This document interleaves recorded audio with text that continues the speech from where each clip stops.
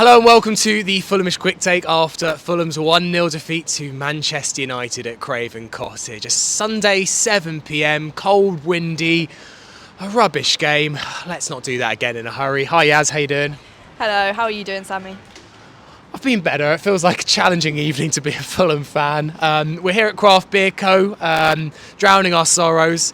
Yaz, you've accidentally gone for the non-alcoholic option. What's your review of the Brulo? It's really nice. Annoyingly, it's really, really nice, and I would go for it again. Yaz was like, oh, the Brulo sounds good, and I was like, you do know that's the non-alcoholic, but it was too late by the time that she'd ordered, and well, look, the reviews were. I'm drinking it as well, and I've got to say it is fantastic. If you're here before your next home game, then do pop into Craft Beer Co here at Hammersmith Broadway. Yaz, you kind of summed it up before we met that we were shit, they were shit. They win. It feels like it happens every single year like clockwork. Yeah, and it's really frustrating. Start of the season, away at Old Trafford, Xerxes scores. Got Bruno the year before, Garnacho the year before that, and it's just so frustrating to see it happen again. But this time is even more frustrating because I felt that it was so easy to have a different result, and it so clearly should have been a different result going into the game. After winning at Leicester last week, you'd hope that would give the confidence and the boost to be able to go into United, get a result, and then see the season out. Hopefully go on an FA Cup run and finish in the top 10. And it's just frustrating to see that such a perfect opportunity to get 3 points at Man United, we've just left drift away. Yeah, I mean, especially the last game of the weekend, I've been looking at the results coming in, I've been looking at the table, and I've been like, what an opportunity. If Fulham are to make this European push, you have to start taking advantage. You have to look. You're looking at the table. Brighton lost, Villa got a point. You're looking at it and just like, okay, it's opened up for you here. And also with Man United playing on Thursday and us having 8 days rest, I tell you what, one team looked like they'd had 8 days rest, and it was not Fulham. I get that. I mean, they did win on Thursday, so I guess that there's a mindset element of it that you do go in having won in the week against Rangers. But we beat Leicester as well. We should have that same mindset plus the rest, which should get the result. What I find frustrating is that Wolves have beaten them, Bournemouth and Forest, and unfortunately it was a Man United team that came up against. It wasn't even that. I was going to say against Liverpool and Arsenal. They weren't that good. They were the rubbish team that we've seen in the past few weeks, and it was frustrating that we couldn't see Fulham go and get the same results as so many other teams have managed to get in recent months. Yeah, I felt like first half we were the better side, and there's lots of positivity. I thought that Lukic and Berger in the middle looked fantastic, and Fulham were all right. We had some nice forays going forward, but there's just a real lack of cutting edge. Yeah, definitely. I mean, I'm a fan of Berger and Lukic. I'm again happy to concede that I thought ESR did quite well today. What I've criticised him for in the past is not getting into useful positions or actually actively avoiding them. And whereas today I didn't feel like that was the case, I was quite happy with his performance. I was surprised that Jimenez came off as well, and Muniz came on. Not that Jimenez didn't really do a lot in the first half, but I didn't feel it warranted a substitution because Muniz then scuffed two opportunities in the dying stages of the game, which I think Jimenez probably would have put away at least one of them. I at the end of the first half, I was thinking I didn't feel like we created many chances, but then my dad rightly pointed out we'd had 2 on target. I was struggling to think of what those might be. Yeah. Coming from Iwobi in the end, but I didn't think he had a great game either. So yeah, the cutting edge wasn't there, to be honest, which was a shame. And unfortunately, they didn't have that either. They got a fluky goal to get the 3 points, which was frustrating. Yeah, it was a real fluky one. It's Lisandro Martinez. It bounces off Sasa Lukic. I think Bert Leno, it looks worse for him because he gets a hand to it, but he's completely wrong-footed by the deflection. I mean, one performance today that did concern me. Well, weirdly, our centre-back pairing. I knew you were going to say this. But I thought Calvin Bassey was immense today. Yeah. Probably the best player on the pitch. And yet Joachim Andersen was so concerning. The cultured right-footed diagonals have just become uncultured right-footed hoofs. I just felt like he looked so off the pace. Yeah, it's such a shame. Ever since he's come back from injury, I felt like he's been slightly off. And I'm not going to sit here and say that I've been calling for him to be dropped for weeks, but I have had a little bit of an element of he's not what he was before the injury. And I have said that I think it's unfair that Anderson so easily came back into the starting 11 when Diop had such a stellar performance in the games when he was replacing Anderson. I would like to see Diop coming back into the side because I thought Anderson was looking quite weak, and his pass, his technical, we're not getting those lovely balls over to the left, it's not there anymore, and that was what he was so useful for before. Also for an element of leadership, I think if there's anyone on the pitch, it's possibly coming from him, but I don't feel like you can lead from a position that he's in now. Yeah, I would say I'd like Diop back in. I think for me it was quite evident today. I've thought it for a while, and look, we kept a clean sheet at Leicester, so it's hard to knock the defence, and the goal wasn't his fault today. I just felt like I just felt more comfortable when Issa Diop was in the side. He did actually come closest to levelling it up with that header in the dying moments. It's actually a brilliant clearance off the line from young Toby Collier for Man United. As you say, Muniz missed those 2 chances late on.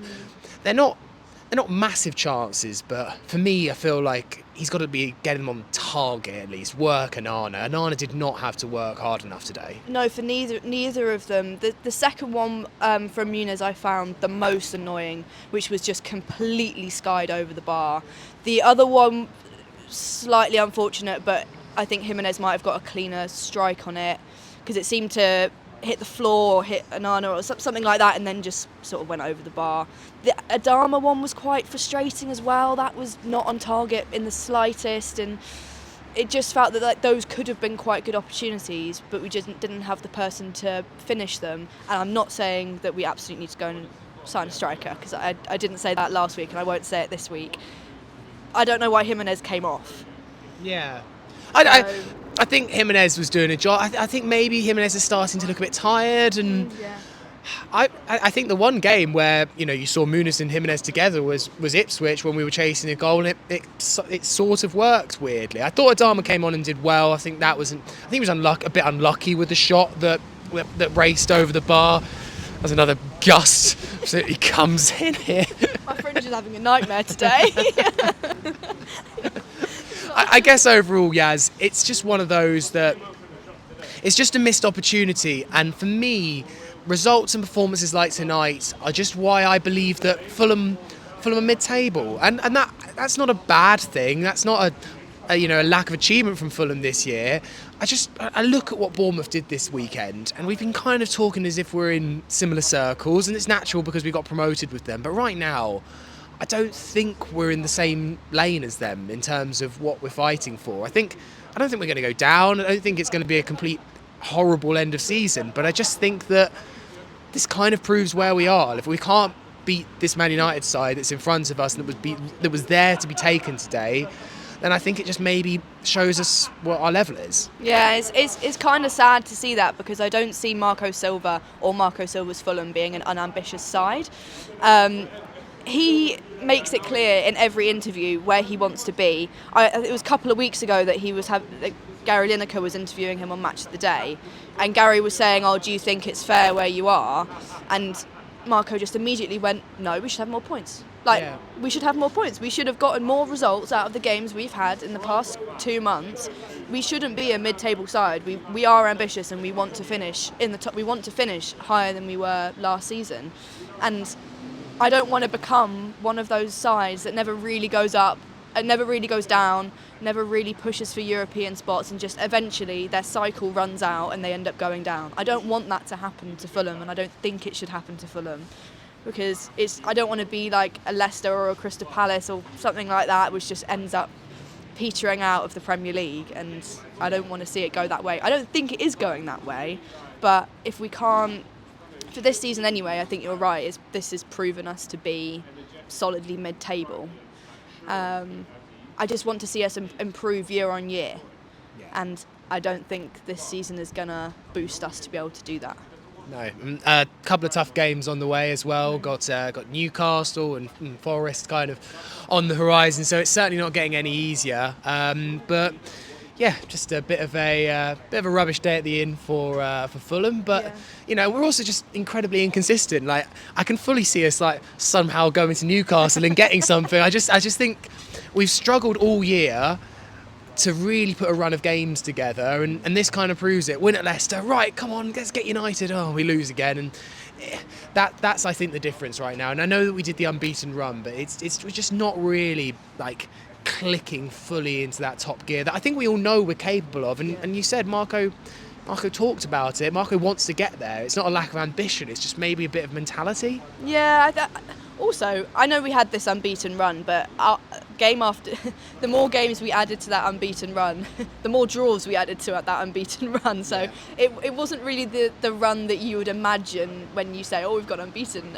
It's like, well, okay, we haven't got that many points from it. But no, it is a mentality thing. And I think, well, you said this as we came in today, like in the second half, it looked like we didn't really have any ambition to go out and win a game, which was there for the taking. Like, Man United didn't really create a lot of chances themselves, but we weren't doing the same either. But we so easily could have done.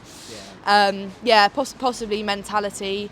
I'm quite glad I'm not coming to the Forest one. It's one of the first ones which I've missed at home, so I'm quite glad that I'm not going to be there, because I think that might be quite a challenging game, and I could see Forest beating us, unfortunately. The Newcastle one I can't predict, but Forest maybe. At least I won't have a Forest fan sat next to me for this game, for that game. So yeah, I mean, a lot of it was made of Man United fans in the home section as ever, and well, you were case in point. You had one right next to you. Yeah, and so unfortunate, because I hadn't really, if I didn't have him sat right next to me, I wouldn't have noticed United fans in the hammy end particularly. You could see them in the Putney end, you could see the half and half scarves being held up with just the United half of the scarf. You could see that, but I mean, possibly to be expected. Sad and shouldn't happen, but to be expected. It was annoying to have him stamping his feet and shaking his dad when they scored the first goal and for the offside goal as well. He then began singing at the end, and it made me feel uncomfortable in a seat that I've sat in for 5 years, and it annoys me. I went back to go and get my umbrella, which I'd left in a fury after, which was ridiculous. I had to be escorted back into the stadium to go and collect it, and he said, "Oh, it's for your safety." And I said, what was more dangerous was having a Man United fan sat next to me for 90 minutes, rather than me going back in to collect my umbrella. So it does frustrate me. Yeah, well, £160 tickets, and people at Fulham wonder why the atmosphere's shit. Anyway, Yaz, thank you very much. Thank you, Sammy. Let us know what you thought of the game in the comments, and subscribe to the channel if you haven't already. Have a good start to your week. You Whites.